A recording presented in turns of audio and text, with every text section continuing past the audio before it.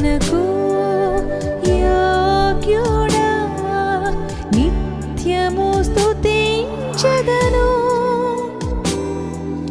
నీ మేలులను మరువకనే ఎల్లప్పుడు స్తుతి పాడెదను. ఆరాధనకు యోగ్యుడా, నిత్యము స్తుతించెదను.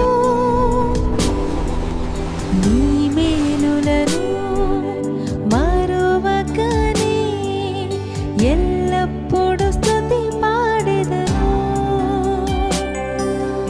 ఆరాధన. మన ప్రభువును రక్షకుడైన యేసుక్రీస్తు నామములో మీకు వందనములు.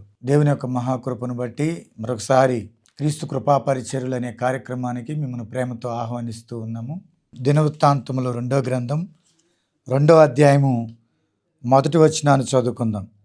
సొలొమోను యెహోవా నామ ఘనత కొరకు ఒక మందిరమును, తన రాజ్య ఘనత కొరకు ఒక నగరును కట్టవలనని తీర్మానం చేసుకొని. ప్రియమైన సహోదరి సహోదరుడా, ప్రియమైనటువంటి దేవుని బిడ్డలారా, దేవుని వాక్యం ఇచ్చినటువంటి దైవ జనాంగమా, ఈరోజు నూతన సంవత్సరంలో నువ్వు ఒక తీర్మానం తీసుకోవాలని ప్రభు కోరుతా ఉన్నాడు. ఒక తీర్మానంతో నువ్వు ఒక ముందుకు వెళ్ళాలని దేవుడు కోరుతా ఉన్నాడు. దేవుని విషయంలో నీ ఆత్మీయ జీవితంలో లోటుపాట్లు ఉంటే సరిదిద్దుకుని దేవుని కొరకు ఇంకేమైనా చేయగలనేటువంటి తపన కలిగి ఒక నిర్ణయం తీసుకొని, ఒక ఆత్మీయ విషయంలో ఒక మంచి నిర్ణయం తీసుకుని ఈ నూతన సంవత్సరంలో నువ్వు ముందుకు వెళ్ళాలని దేవుడు ఆశపడతా ఉన్నాడు. పరిశుద్ధ గ్రంథంలో ఒక తీర్మానం తీసుకుని ముందుకు వెళ్ళినటువంటి భక్తులను మనం చూడగలం. బైబిల్లో దావీదు యొక్క కుమారుడైనటువంటి సొలొమోను ఒక తీర్మానం తీసుకున్నాడని అక్కడ వ్రాయబడి ఉంది. దినవృత్తాంతముల 2వ గ్రంథము 2వ అధ్యాయం 1వ వచనంలో, సొలొమోను యెహోవా నామ ఘనత కొరకు ఒక మందిరమును, తన రాజ్య ఘనత కొరకు ఒక నగరును కట్టవలనని తీర్మానం చేసుకొని అనే మాట రాయబడింది. ప్రార్థన చేసుకుని ఇందులో ఉన్నటువంటి విషయాలను, అంశాలను ధ్యానిద్దాం. ప్రేమగల తండ్రి, దయగలిగిన మా ప్రభువా, నీ పాదాలకు వందనాలు, స్తోత్రాలు. ఈరోజు నాయనా, మరి నీ వాక్యం ద్వారా కొన్ని విషయాలు, లోతైన విషయాలు మాకు బోధించండి, నేర్పించండి. అర్థమవునట్లుగా పరిశుద్ధాత్మదేవ మాకు నేర్పించండి. నీ వాక్యం వింటున్న ప్రతి బిడ్డను మీరు దీవించండి. బైబిల్లో లోతైన సంగతులను ఎరిగి ఆత్మీయంగా ప్రభా మమ్మల్ని మేము కట్టుకొనుటకు, బలపరుచుకొనుటకు, ప్రభా నీ రాజ్యం కొరకు సిద్ధపడుటకు, ప్రభా అనేకులు సిద్ధపరచుటకు నీ ఆత్మ సహాయం ఇచ్చి నడిపించమని, నీ దాసుని ద్వారా మీరు మాతో మాట్లాడమని యేసు నామములో అడిగి వేడుకొంచున్నాము తండ్రి, ఆమేన్. ప్రియమైనటువంటి దేవుని బిడ్డలారా, ఇక్కడ మనం చదువుకున్నటువంటి వాక్యంలో సొలొమోను ఒక తీర్మానం తీసుకున్నాడు. అక్కడ ఏమని తీర్మానం తీసుకున్నాడంటే, దేవుని నామ ఘనత కొరకు ఒక మందిరము కట్టాలని తీర్మానం తీసుకున్నాడు. అలాగే తన రాజ్య ఘనత కొరకు ఒక నగరును కట్టాలని తాను తీర్మానం తీసుకున్నాడు. సొలొమోను దావీదు కుమారుడు. సొలొమోను చాలా జ్ఞాని, గొప్ప జ్ఞాని అని చెప్పొచ్చు సొలొమోను. అంత మాత్రమే కాదు, అతను ఒక గొప్ప ఇంజనీర్ అని కూడా చెప్పవచ్చు. ఎందుకంటే తన జ్ఞానముతో ఎన్నో కన్స్ట్రక్షన్ ఫీల్డ్ చేశాడు.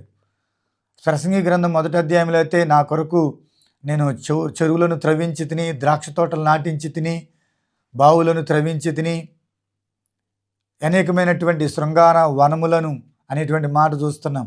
ఎన్నో తన జీవితంలో ఎన్నో కట్టడాలు తాను కట్టాడు. ఇక్కడ మనం గమనించిన తన జీవితంలో ఒక తీర్మానం ఏం తీసుకున్నాడంటే, దేవుని నామఘనత కొరకు ఒక మందిరాన్ని కట్టాలని తీర్మానం తీసుకున్నాడు. దేవుని మందిరాన్ని 7 సంవత్సరాలు పూర్తి చేసినట్లుగా, 7 సంవత్సరాల్లో దేవాలయాన్ని కట్టినట్లుగా మనం చూస్తున్నాం. తన నగరును 13 సంవత్సరాలు కట్టినట్లుగా ఇదే మనము రాజుల చరిత్రలో మనం చూడగలం. వాస్తవానికి దేవుని మందిరం కట్టాలనేటువంటి ఆలోచన సొలొమోను తండ్రి అయిన దావీదుది. దావీదు దేవుని మందిరం కట్టాలని ఉద్దేశించాడు. తనకంటే ముందున్నటువంటి సౌలు రాజు, ఇశ్రాయేలుకు మొట్టమొదటి రాజు అయిన సౌలు, తను రాజైన తర్వాత దేవుని మందిరం గురించినటువంటి ధ్యాస కానీ ఆలోచన కానీ తనకు లేదు. కానీ గొర్రెలు కాసుకున్న దావీదును దేవుడు రాజుగా చేసినప్పుడు, దావీదు దేవుని గురించి ఆలోచించాడు. నేనైతే రాజభవనంలో నివసిస్తున్నాను, నా దేవునికంటూ ఒక మందిరం లేదు, దేవుని మందసము ఒక డేరాలో ఉంది, ఒక గుడారంలో ఉంది. కాబట్టి దేవునికంటూ ఒక మందిరం కట్టాలని ఆలోచన చేసి తన రాజ్య కాలంలో ఎన్నో యుద్ధాలు చేసి ఆ యుద్ధంలో వచ్చినటువంటి ఆ దోపుడు సొమ్ములో ఎంతో దేవుని మందిరం కట్టడానికి దాచిపెట్టాడు. ఇనుము, ఇత్తడి, బంగారము ఎంతో విస్తారంగా మందిరం కట్టడానికి కావలసినటువంటి వనరులన్నీ కూడా దావీదు సమకూర్చాడు. తర్వాత మందిరం కట్టాలని ఉద్దేశించి ఇది దేవుని గురించిన విషయం కాబట్టి దైవజనుడైనటువంటి నాతాను ప్రవక్తను పిలిపించాడు. నేను దేవునికి ఒక మందిరం కట్టాలనుకుంటున్నాను అన్నప్పుడు, మంచి ఆలోచనే కదా, కట్టు అన్నాడు. అలాంటి సమయంలో దేవుడు నాతాను ప్రవక్తకి దర్శనమందు కనబడి ఏమన్నాడంటే, దావీదు మందిరం కట్టడానికి వీలు లేదు, అతని కుమారుడైన సొలొమోను ద్వారా నేను మందిరాన్ని కట్టిస్తానని చెప్పాడు. అంత మాత్రమే కాదు, దావీదు యొక్క సంతతిని, అతని రాజ్యమును, అతని సింహాసనమును నిరంతరమును నిలుచున్నట్లుగా నేను చేస్తానని దావీదుని గురించి దేవుడు ఒక గొప్ప వాగ్దానము నాతాను ప్రవక్తతో చెప్పాడు. నిజంగా దేవుని గురించిన చింత కలిగిన దావీదు విషయంలో దేవుడు ఎంత గొప్ప వాగ్దానం ఇచ్చాడో ఈ విషయాన్ని నాతాను ప్రవక్త దావీదుకు చెప్పాడు. నువ్వు మందిరాన్ని కట్టొద్దన్నాడు, అయితే నీ కుమారుడైన సొలొమోను ద్వారా మందిరాన్ని కట్టిస్తానని దేవుడు చెప్పాడు. అయితే నీ సంతతిని, రాజ్యమును, నీ సింహాసనము నిత్యము ఉండినట్లుగా దేవుడు స్థిరపరుస్తానని వాగ్దానం ఇచ్చాడు అన్నప్పుడు ఆ మాటలు విన్న దావీదు, ఇంతగా దేవుడు నన్ను హెచ్చించుటకు నేను ఎంతటి వాడనని అక్కడ సమూయేలు 2వ గ్రంథం 7వ అధ్యాయంలో అక్కడ మనం మాట్లాడిన విషయాలు మనం గమనించగలం. ఎందుకని దావీదు చేత దేవుడు మందిరాన్ని కట్టించడానికి ఇష్టపడలేదంటే, నీ చేతులు శత్రువు యొక్క రక్తాన్ని ఒలికించిన చేతులు, అందుకని దేవుడు కట్టించవద్దని చెప్పాడు. ఇంకో విషయం ఏంటంటే, అబ్రహాంకి ఇచ్చినటువంటి వాగ్దానాన్ని దేవుడు దావీదు కాలంలో నెరవేర్చాడు. అబ్రహాము కాలంలో దేవుడు అబ్రహాంకి ఇచ్చిన వాగ్దానం ఏమిటంటే, నీ సంతానం వారు ఈ కనాను దేశాన్ని స్వతంత్రించుకుంటారు, నిత్య స్వాస్థ్యముగా వారికి ఇస్తానని దేవుడు అబ్రహాంకి వాగ్దానం చేశాడు. ఆదికాండం 15వ అధ్యాయము 17వ వచనం నుంచి ఆఖరి వచనం వరకు చూసినట్లయితే వారు భూభాగం యొక్క సరిహద్దులు నిర్ణయించాడు. ఐగుప్తు నది మొదలుకొని యూఫ్రటీస్ నది వరకు వారి సరిహద్దు ఉంటుందని చెప్పాడు. ఆ దేశానికి సరిహద్దు ఆ భూభాగాన్ని, ఆ ఐగుప్తు నది మొదలుకొని యూఫ్రటీస్ నది వరకు ఉన్న భూభాగాన్ని దావీదు కాలంలోనే నెరవేరింది. దావీదు యుద్ధాలు చేసి ఐగుప్తు నదులు మొదలుకొని యూఫ్రటీస్ నది వరకు ఆ భూభాగాన్ని స్వతంత్రించుకున్నట్లుగా మనం చూస్తాము. అబ్రహాంకి ఇచ్చిన వాగ్దానాన్ని దేవుడు దావీదు కాలంలో నెరవేర్చాడు. అయితే మీరు ఈ విషయాన్ని ఆదికాండం 15వ అధ్యాయం 18వ వచనం, ఆ దినమందే యెహోవా ఐగుప్తు నది మొదలుకొని గొప్ప నది అయిన యూఫ్రటీస్ నది వరకు ఈ దేశమును అని అక్కడ అలా జాతుల పేర్లు చెప్పాడు. 21వ వచనం ఆఖరి లైన్లో నీ సంతానానికి ఇచ్చేదనని అబ్రాహాముతో నిబంధన చేశాడు దేవుడు. ఈ వాగ్దానము ఎవరి కాలంలో నెరవేరిందంటే దావీదు కాలంలో నెరవేరింది. ఈ విషయాన్ని మనం రాజుల మొదటి గ్రంథము 4వ అధ్యాయం 21వ వచనం, నది యూఫ్రటీస్ మొదలుకొని ఐగుప్తు సరిహద్దు వరకు ఈ మధ్యనున్న రాజ్యములన్నిటి మీదను ఫిలిస్తీన్ల దేశమంతటి మీదను సొలొమోను ప్రభుత్వము చేశాను. ఈ భూభాగాన్ని దావీదు జయించాడు, దావీదు స్వతంత్రించుకున్నాడు. అబ్రహాముకి ఇచ్చిన వాగ్దానము నెరవేర్చడానికి దావీదు చేత దేవుడు అనేకమైన యుద్ధాలు చేయించాడు. కాబట్టి నీ చేతులు రక్తం ఒలికిన చేతులు కాబట్టి నువ్వు కాకుండా నీ కుమారుడైన సొలొమోనుతో మందిరాన్ని కట్టిస్తానన్నాడు. సొలొమోను దావీదు తర్వాత రాజు అయినప్పుడు ఈ సొలొమోను దేవుని మందిరాన్ని కట్టడానికి పూనుకున్నాడు. దినవృత్తాంతాలు 2వ గ్రంథము 2వ అధ్యాయం 1వ వచనంలో సొలొమోను యెహోవా నామ ఘనత కొరకు ఒక మందిరమును, తన రాజ్య ఘనత కొరకు ఒక నగరును కట్టవలనని తీర్మానం చేసుకుని, తాను రాజు అయిన తర్వాత తాను దేవుని విషయాలకు ప్రాధాన్యత ఇచ్చాడు. తాను రాజు అయిన తర్వాత, తన సింహాసనాన్ని అధిష్ఠించిన తర్వాత దేవునికి మొదటి ప్రాధాన్యత ఇచ్చాడు. ఈరోజు ప్రియమైన వారులారా, దేవుడు నీ జీవితాల్లో దీనస్థితిలో నుండి ఉన్నత స్థితిలోనికి తీసుకుని వచ్చినప్పుడు చాలామంది దేవుణ్ణి మర్చిపోయిన వారిని చూస్తున్నాం. దేవుని గురించిన చింత వారికి ఏమాత్రం కూడా ఉండటం లేదు. కానీ సొలొమోను రాజు అయిన తర్వాత మొట్టమొదటి దేవునికి ప్రాధాన్యత ఇచ్చాడు. దేవునికంటూ ఒక మందిరాన్ని కట్టాలని ఉద్దేశించాడు. నా తండ్రి అయిన దావీదు యొక్క అభిలాషను నేను నెరవేర్చాలి, దేవుని చిత్తాన్ని నేను నెరవేర్చాలి అని సొలొమోను ఉద్దేశించి, నేను కట్టబోయే దేవుని మందిరము అది ఘనత రావాలి, ప్రపంచంలోనే ఘనత రావాలి. కాబట్టి దేవుని నామ ఘనత కొరకు నేను కట్టబోయేది ఏదైనా అది ఘనత తెచ్చేదిగా ఉండాలి, అది గొప్పదిగా ఉండాలని ఉద్దేశించాడు. నిజంగానే ఆ దేవాలయము చాలా గొప్పదిగా కట్టాడు. ప్రపంచం నలుమూల నుండి ఎంతోమంది సొలొమోను కట్టిన దేవాలయాన్ని చూడటానికి వచ్చినట్లుగా మనం చూడగలం. అందులో షేబా దేశపు రాణి, దక్షిణపు దేశపు రాణి వచ్చి సొలొమోను మందిరాన్ని చూచి ఎంతో ఆశ్చర్యపోయింది. నీ జనులు గొప్ప భాగ్యవంతులని ఆమె చెప్పింది. కాబట్టి సొలొమోను తాను చేసింది ఏదైనా సరే దేవుడు తానికి ఇచ్చినటువంటి ఆలోచన చొప్పున ఒక చక్కటి దేవాలయాన్ని కట్టాడు. రాజుల మొదటి గ్రంథము 6వ అధ్యాయం 38వ వచనంలో దేవాలయాన్ని 7 సంవత్సరాలు కట్టాడు. తర్వాత రాజుల మొదటి గ్రంథం 7వ అధ్యాయం 1వ వచనంలో తన నగరును 13 సంవత్సరాలు కట్టినట్లుగా మనం ఆ వచనాల్లో మనం చూడగలం. అని తను తీర్మానం చేసుకున్నటువంటి విషయాన్ని ఇక్కడ గమనిస్తున్నాం.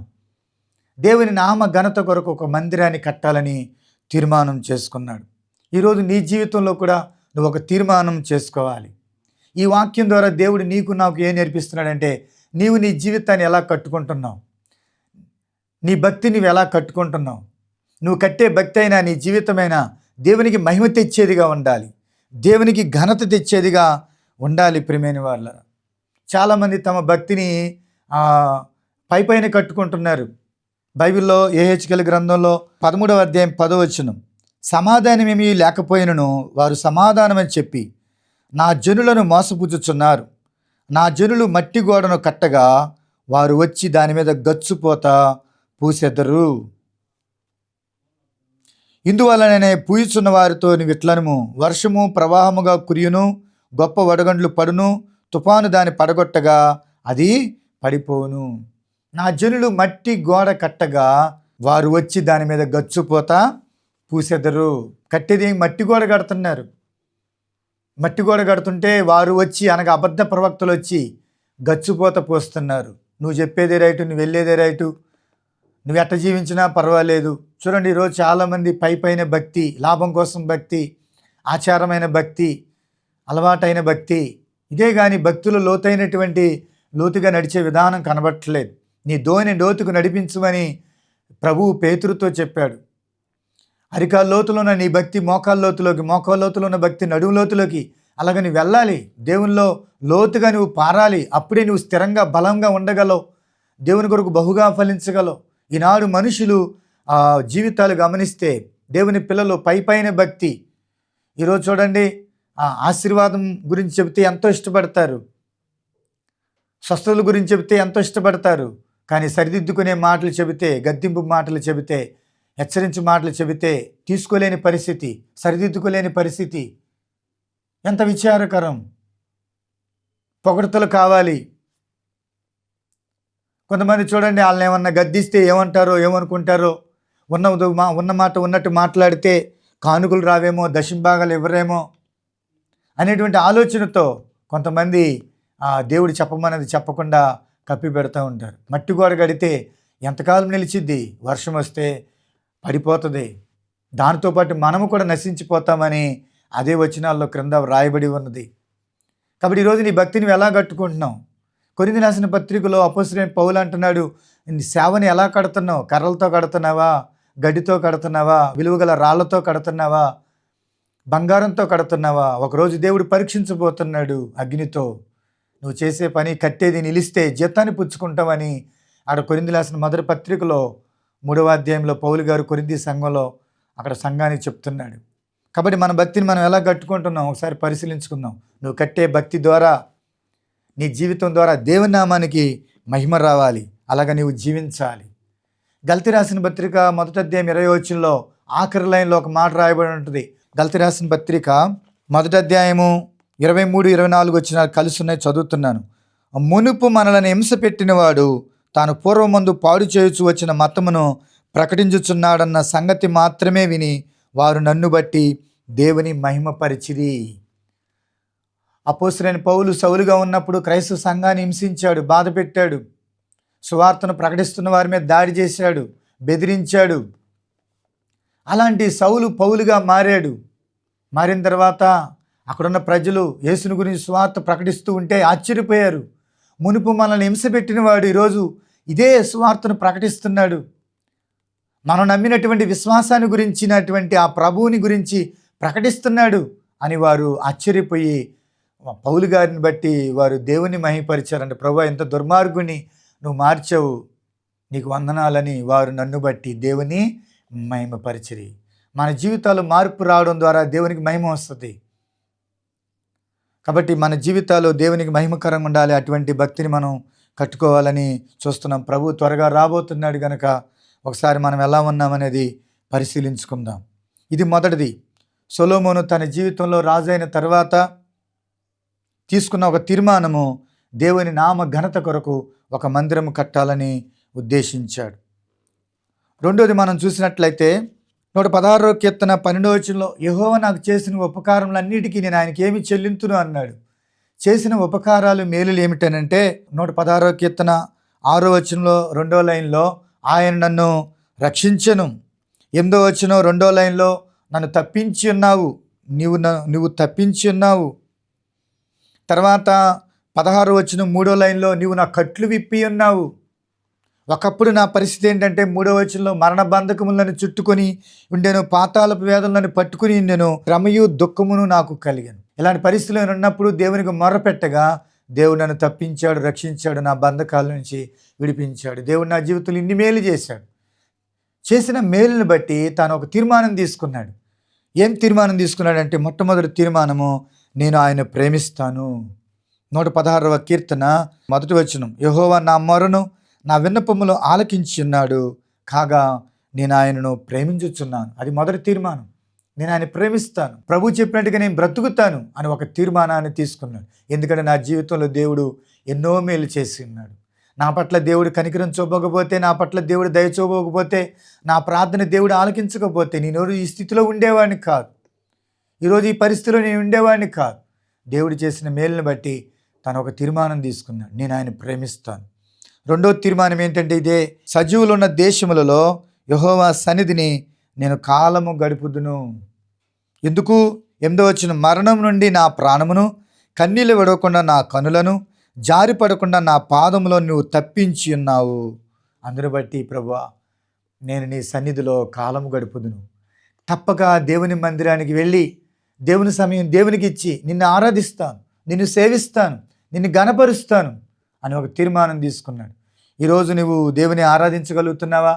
దేవుడి నీ జీవితంలో ఎన్నో ఉపకారాలు చేశాడు. మరొక సంవత్సరం, నూతన సంవత్సరంలో దేవుడు ప్రవేశపెట్టాడు. గతంలో దేవుడు నీ జీవితంలో అనేక పరిస్థితుల నుండి తప్పించి నిన్ను రక్షించాడు. ఈరోజు దేవుని మందిరానికి వెళ్ళగలుగుతున్నావా? ప్రతి ఆదివారం దేవుని మందిరానికి వెళ్ళి దేవుని సేవించగలుగుతున్నావా? నీవు ఉన్నటువంటి పరిస్థితుల్లో, లేకపోతే నువ్వు ఉన్నటువంటి ప్రాంతంలో, దేవుడికి ఇచ్చిన సహవాసంలో నువ్వు నమ్మకంగా ఉండు. తప్పగా దేవుని మందిరానికి వెళ్ళి దేవుని ఆరాధించాలని ఒక తీర్మానం నువ్వు తీసుకో. ఆదివారం వెళ్లకుండా ఎగ్గొడుతున్నామేమో, ప్రతి ఆదివారం మందిరమే వెళ్లకుండా నిర్లక్ష్యం చేస్తున్నామేమో. ఈ సంవత్సరం అయినా సరే తప్పక ప్రతి ఆదివారం దేవుని మందిరానికి వెళ్ళడానికి తీర్మానం చేసుకో. కాబట్టి ఇక్కడ భక్తుడు ఆయన సన్నిధిలో కాలము గడుపుదునని తీర్మానం చేసుకున్నాడు. మూడో తీర్మానం ఏంటంటే, ప్రార్థన చేస్తాను. 13వ వచనం, రక్షణ పాత్రను చేతపుచ్చుకొని యెహోవా నామమున ప్రార్థన చేసేది. ఈరోజు నీ జీవితంలో కూడా తీర్మానం చేసుకో. ప్రతిరోజు నీ జీవితంలో ప్రార్థనతో ప్రారంభించు. ఈ రోజు నుంచైనా ప్రభువా, నేను తప్పక ప్రతిరోజు ప్రార్థన చేసుకుంటాను, కొంత సమయం ప్రార్థనలో నేను గడుపుతానని ఒక తీర్మానం చేసుకో. ఇక్కడ భక్తుడు నేను ప్రార్థన చేస్తానని తీర్మానం తీసుకున్నాడు. తర్వాత 116వ కీర్తన 17వ వచనం, నేను నీకు కృతజ్ఞతార్పణలను అర్పించదను, యెహోవా నామమున ప్రార్థన చేసేదను. కాబట్టి కృతజ్ఞతార్పణలు అర్పించదను. ఈరోజు ప్రియమైన వారులారా, నీ జీవితంలో కానుకలు కాదు మొదటిగా దేవునికి ఇవ్వాల్సింది, దశంభాగాలు కాదు దేవునికి మొదట ఇవ్వాల్సింది. నీ హృదయాన్ని దేవునికి ఒక కానుకగా నువ్వు ఇవ్వాలి. నీ జీవితమే దేవునికి అర్పించాలి సజీవ యాగముగా. దేవుడు ఆశించేది అది. కాబట్టి నీ హృదయం దేవునికి ఇవ్వు, దేవుని సమయం దేవునికి ఇవ్వు.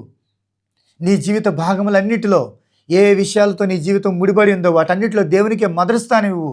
సొలొమోను రాజు అయినప్పుడు దేవుని మందిరానికి మొదటి స్థానం ఇచ్చాడు, తీర్మానం చేసుకున్నాడు. అలాగే ఇక్కడ భక్తుడు తన జీవితంలో చేసిన మేలుని బట్టి ఆయన ప్రేమిస్తాను, ప్రార్థిస్తాను, ఆయన సన్నిధిలో కాలం గడుపుతాను, అర్పణలు అర్పిస్తానని ఒక తీర్మానం చేసుకున్నాడు. నీ జీవితంలో కూడా అలా తీర్మానం చేసుకొని నీ జీవితంలో, ఆత్మీయ జీవితంలో ముందుకు వెళ్ళాలని దేవుడి వాక్యం ద్వారా నీకు తెలియజేస్తున్నాడు. మూడవది మనం చూసినట్లయితే, యూదులు బబులోని చెరలో నుండి మరలా వారి స్వదేశానికి యెరూషలేము పట్టణానికి వచ్చినప్పుడు జెరుబ్బాబెలు నాయకత్వంలో కొంతమంది, ఎజ్రా నాయకత్వంలో కొంతమంది ఆ విధంగా యెరూషలేము పట్టణానికి వచ్చారు. యూదులు వచ్చినప్పుడు ఎజ్రా ఒక తీర్మానం చేసుకుంటాడు. అక్కడ ఎజ్రా గ్రంథం 7వ అధ్యాయం 10వ వచనం, ఎజ్రా యెహోవా ధర్మశాస్త్రమును పరిశోధించి దాని చొప్పున నడుచుటకును ఇశ్రాయేలుకు దాని కట్టడలను విధులను నేర్పుటకును దృఢ నిశ్చయము చేసుకొనెను. బబులోని చెరలో నుండి బయటకు వచ్చినటువంటి యూదులు యెరూషలేము పట్టణానికి వచ్చినప్పుడు 70 సంవత్సరాల తర్వాత వచ్చారు. అన్నీ అస్తవ్యస్తంగా ఉన్నాయి. వారి జీవితంలో మందిరము శిథిలావస్థకి వెళ్ళిపోయింది, ప్రాకారపు గోడలు పడగొట్టబడ్డాయి. అలాంటి పరిస్థితుల్లో దేవుని వాక్యాన్ని బోధించడానికి, వారికి నేర్పించడానికి ఒక దృఢ నిశ్చయం చేసుకున్నాడు, ఒక తీర్మానం తీసుకున్నాడు ఎజ్రా. మొదట నేను దేవుని వాక్య ప్రకారంగా నడుచుకొనుచు ఇశ్రాయేలు ప్రజలకు వారికి విధులను నేర్పించాలని ఒక దృఢ నిశ్చయము చేసుకున్నాడు. ఈ వాక్యం ద్వారా దేవుడు మనకేం నేర్పిస్తున్నాడంటే, నీ జీవితంలో కూడా ఈరోజు ఒక తీర్మానం చేసుకోవాలి. నువ్వు కూడా దేవుని వాక్య ప్రకారం నడుచుకొనుచు, తల్లిదండ్రులైన మీరు దేవుని వాక్య ప్రకారంగా నడుచుకొనుచు మీ పిల్లలను కూడా ఆ విధంగా నడిపించాలి.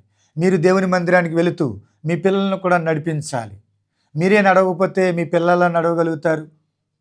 మీరే వాక్య ప్రకారంగా ప్రవర్తించకపోతే మీ పిల్లలు ఎలా ప్రవర్తించగలరు? మనమే వారికి మాదిరి. ఎజ్రా చూడండి, శాస్త్రి అయిన ఎజ్రా యెహోవా ధర్మశాస్త్రము చొప్పున నేను నడుచుకొనుచు వారికి ఆ విధులను కట్టడలను నేర్పిస్తానన్నాడు. మనం నడుచుకున్నప్పుడు, మనం ఇతరులకు చెప్పినప్పుడు అది ప్రభావం చూపిస్తుంది.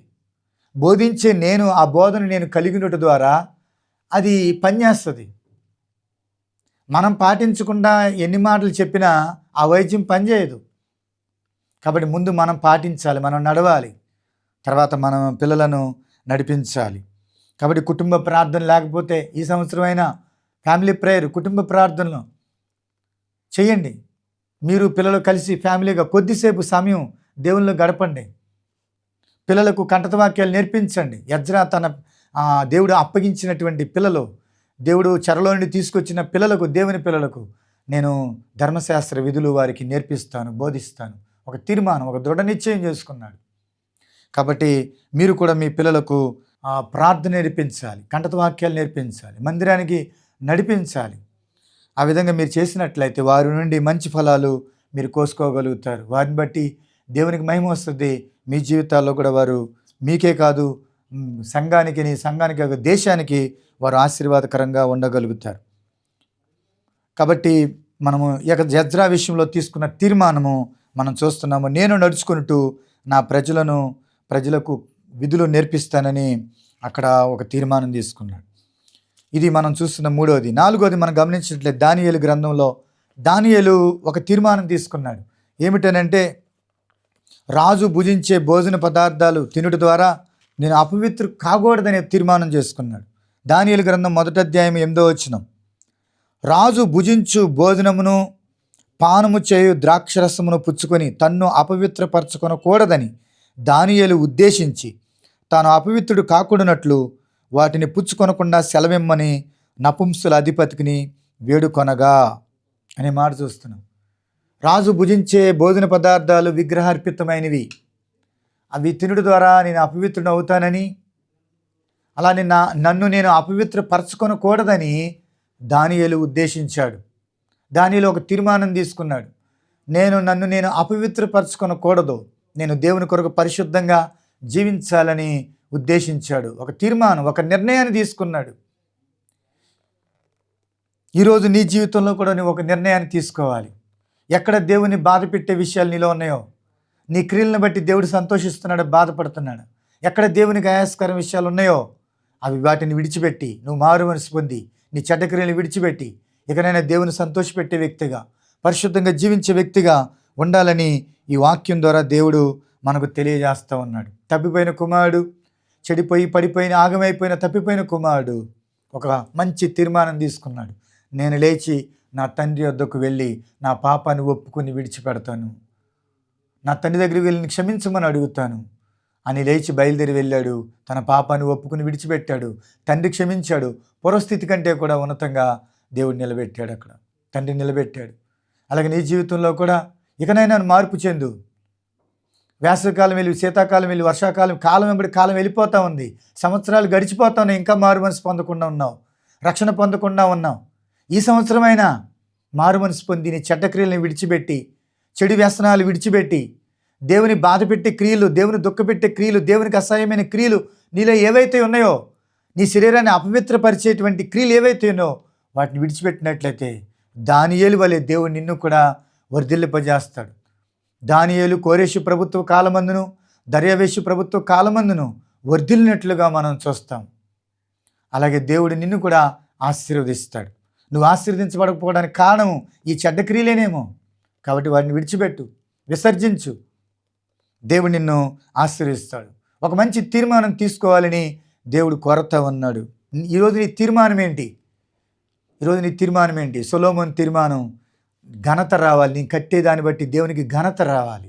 ఈరోజు నీ భక్తి నువ్వు ఎలా కట్టుకుంటున్నావు? నీ కట్టే భక్తి ద్వారా, నువ్వు కట్టే సంఘము ద్వారా కుటుంబాన్ని కట్టుకుంటున్నావు, నీ భక్తిని కట్టుకుంటున్నావు, సేవను కడుతున్నావు. కట్టే ద్వారా దేవునికి మహిమ రావాలి.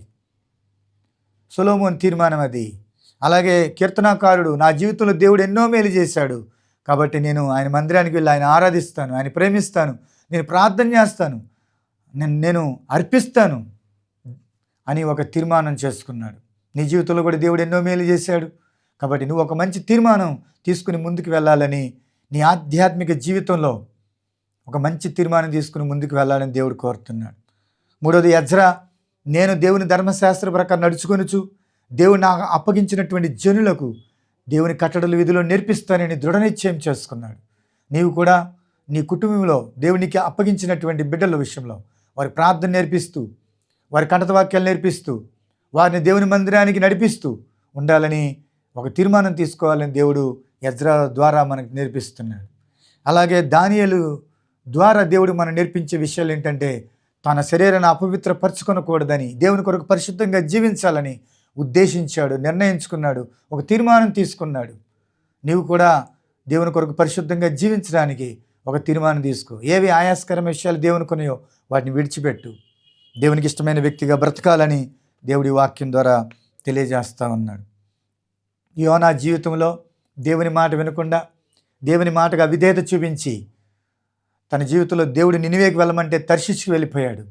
చివరికి సమస్యలో చిక్కున్నాడు, ఉపద్రవంలో చిక్కున్నాడు. ఆయన ప్రేమగల దేవుడు ప్రేమించాడు. చేప గర్భంలో యోనా 3 రోజులు ఉన్నాడు. గర్భంలో నుండి యోనా ప్రార్థించినప్పుడు క్షమించే దేవుడు, ప్రేమించిన దేవుడు, కనికరం చూపిన దేవుడు యోనా ప్రార్థన విని ఆ చేపకు ఆజ్ఞాపించగా, ఆ మత్స్యమునకు ఆజ్ఞాపించగా నేల మీద కక్కివేసింది. దేవుడు మరొక అవకాశం యోనాకి ఇచ్చాడు. మరలా దేవుని వాక్కు ప్రత్యక్షమైంది. యోనా గ్రంథం 3వ అధ్యాయం 1వ వచనంలో దేవుడు మరలా చెప్పాడు, నేను నినివేకి వెళ్ళి దానికి దుర్గతి కలగబోతుందని ప్రకటించమన్నప్పుడు విధేయత చూపించాడు. మొదట అవిధేయత చూపిన ఈ యోనా శ్రమ ద్వారా దేవునికి విధేయుడై దేవుడి మాట ఉన్నదన్నట్టు చెప్పాడు. అక్కడ మరొక అవకాశం దేవుడు యోనాకి ఇచ్చినప్పుడు ఆ అవకాశాన్ని సద్వినియోగం చేసుకున్నాడు. యోనాని బట్టి నినివే పట్టణం రక్షించబడింది. యోనా చెప్పిన ప్రకటన బట్టి వారు పశ్చాత్తాప హృదయులై దేవుని తట్టు తిరిగి వారు క్షమించమని దేవుణ్ణి అడిగినప్పుడు, వారు దేవుని తట్టు తిరిగినప్పుడు, వారి పాపం విషయమే పశ్చాత్తాపడినప్పుడు దేవుడు వారిని క్షమించాడు, ఆ పట్టణాన్ని రక్షించాడు. అవిధేయత చూపిన యోనా విధేయత చూపినప్పుడు ఒక పట్టణం రక్షించబడింది. అలాగే దేవుడు నీకు మరొక అవకాశం ఇస్తున్నాడు. దేవుని మాటలకు నీ విధేయత చూపి లోబడినట్లయితే నువ్వు ఆశీర్వదించబడతావు, నువ్వు దీవించబడతావు, నువ్వు అనేకులకు ఆశీర్వాదకరంగా ఉంటావు. కాబట్టి ఒక మంచి తీర్మానం తీసుకుని ముందుకు వెళ్ళాలి దేవుడు కోరుతున్నాడు. దేవుడి కొద్ది మాటలు దీవించునుగాక. ఆమేన్. ప్రార్థన. ప్రేమగల తండ్రి, దయగల ప్రభువా, మా జీవితాలను రక్షించుటకు, మా జీవితాల మార్పును తీసుకురావడానికి ఈ సత్యమైన బోధను నా ప్రభువా మీరు ఇచ్చారు, మీకు వందనాలు. ప్రభువా, మా పాపముల కొరకు ప్రాణం పెట్టిన యేసయ్యా నీకు వందనాలు చెల్లిస్తున్నాను. ప్రతి బిడ్డ మారు మనసు పొంది రక్షించబడాలని కోరుకుంటున్నావు తండ్రి. ఈ నూతన సంవత్సరంలో ఈ మొదటి నెలలోనే మంచి తీర్మానం తీసుకుని మేము ముందుకు వెళ్ళటానికి సహాయం చేయండి. నేను తీసుకునే నిర్ణయాలు, తీర్మానాలు అవి నీకు మహిమార్థమైనట్లుగా, మా ఆత్మీయ జీవితాన్ని మేలుకరంగా ఉండినట్లుగా సహాయం చేయండి. నువ్వు ఆశించే మెట్లో మేము బ్రతుకున్నట్లు, నువ్వు ఆశించే ఫలాలు ఫలించినట్లుగా, నీ రాకడ కొరకు మేము సిద్ధపడి అనేకులు సిద్ధపరిచినట్లుగా సహాయం చేయమని, నీ మాటలున్న ప్రతి బిడ్డను దీవించమని, ఎవరైతే నీ మాటలు విని వారి హృదయాలు మార్పు చెంది పశ్చాత్తాపడి ప్రభువా క్షమించమని ఎవరైతే అడుగుతున్నారో, ఎవరైతే నీ కొరకు నేను జీవిస్తానని తీర్మానం చేసుకుంటున్నారో, అంతం వరకు నీ సాక్షి బిడ్డలుగా ఉంచి నడిపించి మహిమ పొందమని యేసు నామములో అడిగి వేడుకొంచున్నాము తండ్రి, ఆమేన్. దీవెన మన తండ్రి అయిన దేవుని ప్రేమయు ప్రభువైన యేసుక్రీస్తు కృపయు పరిశుద్ధాత్మక అన్యుని సహవాసము సకల దీవెన కూడి వచ్చిన మనందరికీ ఇప్పుడు ఎల్లప్పుడూ సదాకాలము తోడేండును గాక. ఆమేన్. ఆమేన్. ఇంతవరకు క్రీస్తు కృపా పరిచర్యలు అనే మా కార్యక్రమాన్ని వీక్షించి దీవించబడ్డారని నమ్ముచున్నాము. మీ ఆత్మీయ అవసరాల కొరకు సంప్రదించవలసిన మా చిరునామా: యేసుక్రీస్తు ప్రార్థనా మందిర పరిచర్యలు, మంగాపురం రోడ్, కొత్తగూడెం, మైలవరం మండలం, ఎన్టీఆర్ జిల్లా, ఆంధ్రప్రదేశ్. మీ ప్రార్థనా అవసరాల కొరకు మా ఫోన్ నంబర్ 9182489765 మరి ఒక number 9912524162. God bless you all.